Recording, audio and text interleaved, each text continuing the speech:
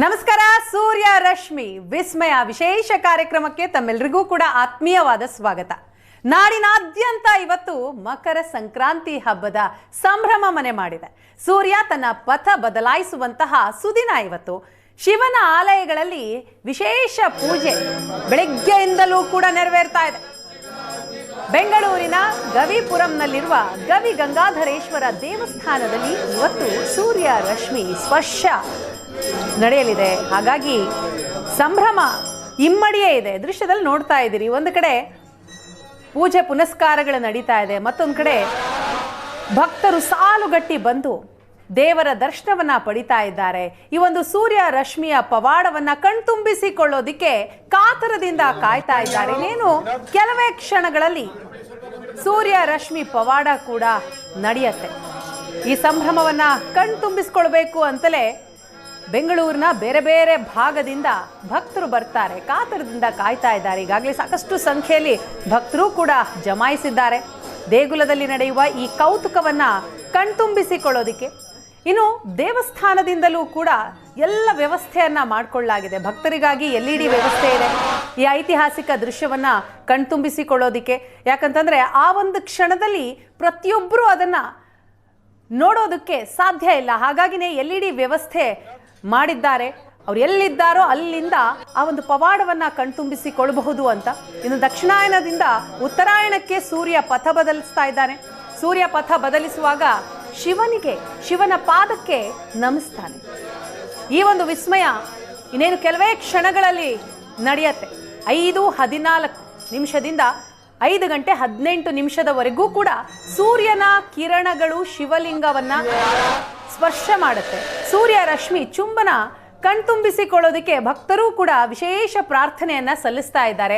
ವೀಕ್ಷಕರೇ, ತಾವು ಕೂಡ ಮನೆಯಿಂದಲೇ ಈ ಒಂದು ಅದ್ಭುತ ಕ್ಷಣವನ್ನ ಪವಾಡವನ್ನ ಏಷ್ಯಾನೆಟ್ ಸುವರ್ಣ ನ್ಯೂಸ್ ಅನ್ನ ನೋಡೋದರ ಮುಖಾಂತರವಾಗಿ ಕಣ್ತುಂಬಿಕೊಳ್ಬಹುದು, ಅದಕ್ಕೆ ಸಾಕ್ಷಿ ಆಗಬಹುದು. ನೇರ ಪ್ರಸಾರದ ದೃಶ್ಯವನ್ನ ಏಷ್ಯಾನೆಟ್ ಸುವರ್ಣ ನ್ಯೂಸ್ನಲ್ಲಿ ನೀವು ನೋಡ್ಬೋದು. ಇದರ ಜೊತೆಗೆ ಈ ಒಂದು ಪವಾಡದ ಈ ವಿಶೇಷತೆ ಏನು ಅನ್ನೋದರ ಕುರಿತಾಗಿಯೂ ಕೂಡ ಮಾಹಿತಿಯನ್ನ ಕೊಡ್ತಾ ಹೋಗ್ತೀವಿ.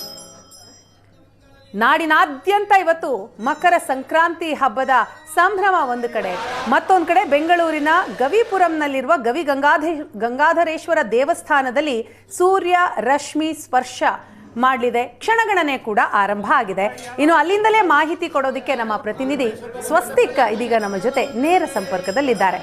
ಸ್ವಸ್ತಿಕ್, ನಾವು ದೃಶ್ಯದಲ್ಲಿ ನೋಡ್ತಾ ಇದ್ದೀವಿ ಈ ಒಂದು ಕೌತುಕವನ್ನ, ಸೂರ್ಯ ರಶ್ಮಿ ಪವಾಡವನ್ನ ಕಣ್ತುಂಬಿಸಿಕೊಳ್ಳೋದಕ್ಕೆ ಸಾಕಷ್ಟು ಸಂಖ್ಯೆಯಲ್ಲಿ ದೇವಸ್ಥಾನಕ್ಕೆ ಭಕ್ತರು ಬಂದಿದ್ದಾರೆ. ಸೊ ಅವ್ರಿಗಾಗಿ ಏನೆಲ್ಲ ವ್ಯವಸ್ಥೆಗಳು ಅಲ್ಲಿ ಆಗಿದೆ, ಜೊತೆಗೆ ಕ್ಷಣಗಣನೆ ಆರಂಭ ಆಗಿದೆ. ಆ ಒಂದು ಕ್ಷಣಕ್ಕೆ ಏನು ಹೇಳ್ತಾ ಇದ್ದಾರೆ ಎಲ್ಲರೂ ಕೂಡ? ಎಸ್ ವೀಣಾ, ನಿಜಕ್ಕೂ ಕೂಡ ಕ್ಷಣಗಣನೆ ಆರಂಭವಾಗಿದೆ. ಗವಿಗಂಗಾಧರೇಶ್ವರ ದೇವಸ್ಥಾನದಲ್ಲಿ ಕೌತುಕದ ಕ್ಷಣವನ್ನು ಕಣ್ತುಂಬಿಕೊಳ್ಳೋದಕ್ಕೆ ಭಕ್ತಗಣ ಕೂಡ ಸಿದ್ಧವಾಗಿರುವಂತದ್ದು ಗಮನಿಸ್ತಾ ಇದ್ದೀರಿ. ಇದು ಗವಿಗಂಗಾಧರೇಶ್ವರ ದೇವಸ್ಥಾನದ ಮುಂಭಾಗದ ದೃಶ್ಯಗಳು. ಸದ್ಯಕ್ಕೆ ಒಳಭಾಗದಲ್ಲಿ ವಿಶೇಷವಾದಂತಹ ಪೂಜೆ ನಡೀತಾ ಇದೆ. ಜೊತೆಗೆ ಭಕ್ತರಿಗೋಸ್ಕರ LED ಸ್ಕ್ರೀನ್ಗಳನ್ನೆಲ್ಲ ಅಳವಡಿಸಲಾಗಿದೆ.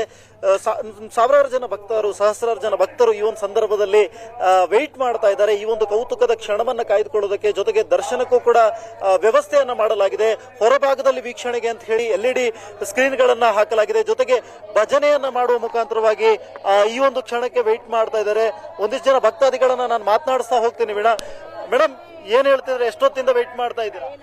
ನಾವು 2 ಗಂಟೆಯಿಂದನೇ ವೇಟ್ ಮಾಡ್ತಾ ಇದೀವಿ. ಗೇಟ್ ಓಪನ್ ಮಾಡಿಲ್ಲ, ಒಳಗಡೆ ಬಿಟ್ಟಿಲ್ಲ, ನಮ್ಮನ್ನ ಇಲ್ಲೇ ಕಾಯ್ತಿದ್ದಾರೆ. ಸಣ್ಣ ಸಣ್ಣ ಮಕ್ಳನ್ನ ಹಿಡ್ಕೊಂಡು ಕಾಯ್ತಾ ಇದೀವಿ. ಕೌತುಕದ ಕ್ಷಣ ಎಲ್ಲೂ ಕೂಡ ಇಲ್ಲ ಈ ತರದ ಒಂದು ಕ್ಷಣ. 5:14ಕ್ಕೆ 5:14ರಿಂದ 17ರವರೆಗೂ ಕೂಡ ಸೂರ್ಯ ರಶ್ಮಿ ಹೋಗಿ ಲಿಂಗದ ಮೇಲೆ ಬೀಳುವಂತದ್ದು. ಈ ಕ್ಷಣವನ್ನು ಕಣ್ತುಂಬಿಕೊಳ್ಳೋಕೆ ಬಂದಿರೋದ ಹೇಗೆ? ನಮ್ಮ ಹಿಂದೂ ಧರ್ಮದಕ್ಕೇನೆ ಇದು ಒಂದು ನಮಗೆ ತುಂಬಾ ನಾವು ಅದೃಷ್ಟ ಮಾಡಿದೀವಿ ಅಂತ ಹೇಳ್ಬೋದು. ಅದೇ ತರನೇ ನಾವು ನಮ್ಮ ಕರ್ನಾಟಕ ರಾಜ್ಯದಲ್ಲಿ, ಅದು ನಮ್ಮ ಬೆಂಗಳೂರಲ್ಲಿ ಈ ದೇವಸ್ಥಾನದಲ್ಲಿ ಈ ಲಿಂಗ ಸ್ಪರ್ಶ ಆಗುತ್ತೆ ಅಂದ್ರೆ ನಿಜವಾಗ್ಲೂ ನಾವೆಲ್ಲರೂ ಪುಣ್ಯವಂತರು. ಸೊ ನಾವೆಲ್ಲ ಇಲ್ಲಿ ಬಂದಿದೀವಿ ಅಂತಂದ್ರೆ ನಾವೆಲ್ಲ ಅದೃಷ್ಟಶಾಲಿಗಳು, ಪುಣ್ಯವಂತರು. ಈಗ ಆ ದೇವರ ದರ್ಶನ ಆಗ್ಬೇಕು. ಅದಕ್ಕೆ ನಾವೆಲ್ಲರ ದೇವರ ಸ್ಪರ್ಶಕ್ಕೋಸ್ಕರ, ದೇವರ ದರ್ಶನಕ್ಕೋಸ್ಕರ ಎಲ್ಲರೂ ದೇವರನ್ನು ಸ್ವಾಗತಿಸ್ತಾ ಇದ್ದೀವಿ ನಮ್ಮ ಹಾಡಿನ ಮೂಲಕವಾಗಿ.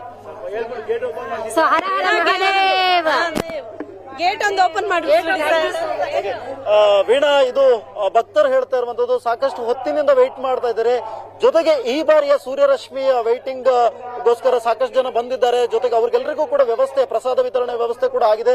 ಆದ್ರೆ ಗಮನಿಸಬೇಕಾದಂತ ಸಂಗತಿ ಏನು ಅಂತ ಹೇಳಿದ್ರೆ, ಈ ಬಾರಿಯ ಸೂರ್ಯರಶ್ಮಿಯ ಒಂದು ಸ್ಪರ್ಶ ಆಗತ್ತಾ ಇಲ್ವಾ ಅನ್ನುವಂಥದ್ದು ಕೂಡ ಸ್ವಲ್ಪ ಗೊಂದಲಮಯವಾದ ವಾತಾವರಣ ಸದ್ಯಕ್ಕೆ ದೇವಸ್ಥಾನದ ಮುಂಭಾಗದಲ್ಲಿರುವಂತದ್ದು. ಯಾಕಂತ ಹೇಳಿದ್ರೆ ಬಾನಿನಲ್ಲಿ ಒಂದಿಷ್ಟು ಮೋಡ ಕವಿದ ವಾತಾವರಣ ಇರುವಂತದ್ದು, ಚಂಡಮಾರುತದ ಎಫೆಕ್ಟ್ ನಿಂದಾಗಿ ಕೂಡ ಆ ತರದ ವಾತಾವರಣ ಇರೋದ್ರಿಂದಾಗಿ ಈ ಬಾರಿ ಸೂರ್ಯರಶ್ಮಿ ಬೀಳುತ್ತಾ ಇಲ್ವಾ ಅನ್ನೋಂತ ಅನುಮಾನದಲ್ಲಿ ಸದ್ಯಕ್ಕೆ ಇರುವಂತದ್ದು. ಹವಾಮಾನದ ವಿಚಾರದಲ್ಲಿ ಕೂಡ ಈ ಬಾರಿಯ ಕೌತುಕವನ್ನ ಕಣ್ತುಂಬಿಕೊಳ್ಳೋದಕ್ಕೆ ಆಗತ್ತಾ ಇಲ್ವಾ ಅನ್ನುವಂತ ಅನುಮಾನ ಸದ್ಯಕ್ಕೆ ಭಕ್ತರನ್ನ ಕಾಡ್ತಾ ಇದೆ. ಸದ್ಯಕ್ಕೆ ಒಳಭಾಗದಲ್ಲಿ ಪೂಜೆ ಆರಂಭಗೊಂಡಿದೆ. ಈಗಾಗಲೇ ಎಲ್ಲಾ ರೀತಿಯಾದಂತಹ ಪೂಜೆಗಳನ್ನ ಆರಂಭಿಸಿದ್ದಾರೆ. ಬೆಳಗಿನಿಂದಲೂ ಕೂಡ, ಬೆಳಗ್ಗೆ 5 ಗಂಟೆಯಿಂದಲೂ ಕೂಡ ಪೂಜೆ ನಡೀತಾ ಇತ್ತು. ಈಗಲೂ ಕೂಡ ವಿಶೇಷವಾದಂತಹ ಪೂಜೆಗಳಾಗ್ತಾ ಇದೆ. ಜೊತೆಗೆ ಸೂರ್ಯರಶ್ಮಿ ಬೀಳುವಂತಹ ಹೊತ್ತಿನಲ್ಲಿ ಕೂಡ ವಿಶೇಷವಾದಂತಹ ಕ್ಷೀರಾಭಿಷೇಕ ನಡೀಲಿಕ್ಕಿದೆ. ಈ ಒಂದು ಹಿನ್ನೆಲೆಯಲ್ಲಿ ಈಗಾಗಲೇ ಒಳಭಾಗದಲ್ಲಿ ಪೂಜೆ ನಡೀತಾ ಇದೆ. Veena, yes yes, thank you Swastik. ಮುಂದಿನ ಹಂತದಲ್ಲಿ ಮತ್ತಷ್ಟು ಅಪ್ಡೇಟ್ಸ್ ಅನ್ನ ತಮ್ಮಿಂದ ನಾನು ಪಡಿತೀನಿ.